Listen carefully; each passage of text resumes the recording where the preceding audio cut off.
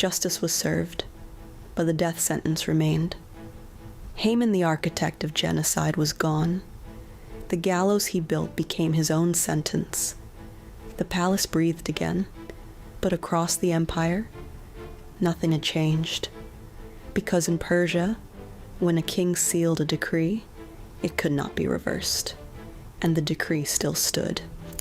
On a chosen day, every Jew in the empire, young and old, women and children, could be attacked and destroyed. Haman was dead, but his word still carried the king's seal, and that seal meant power.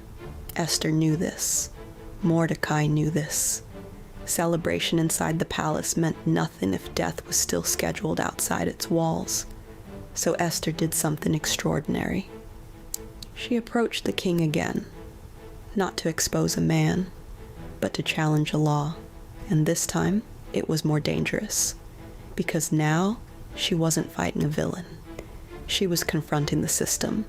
She fell at the king's feet. She wept. She pleaded, "If it pleases the king, let an order be written to revoke the letters devised by Haman." If you're new here, subscribe now so you don't miss out, for what happens next will shock you. But the king's answer revealed the dilemma.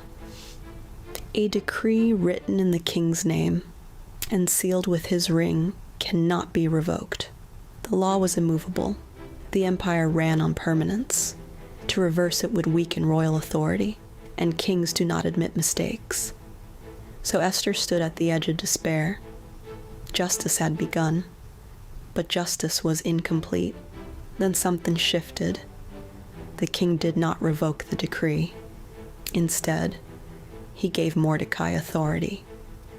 Write another decree in the king's name. Seal it with the royal ring. If the first law could not be erased, a second law could overpower it. So scribes were summoned.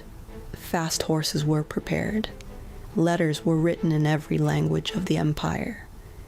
This new decree did not cancel the first. It empowered the Jews to defend themselves. On the very day they were meant to be destroyed, they would be allowed to stand and fight. It was not erasure, it was reversal.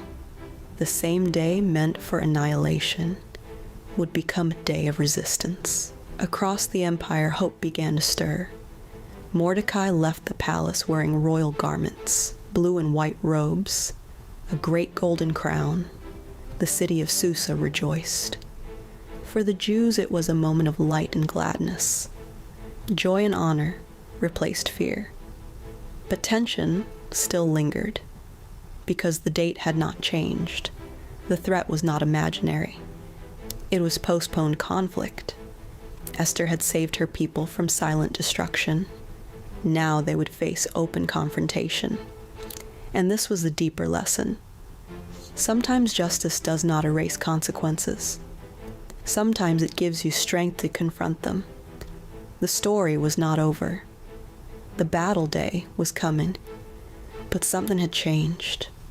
The Jews were no longer helpless victims.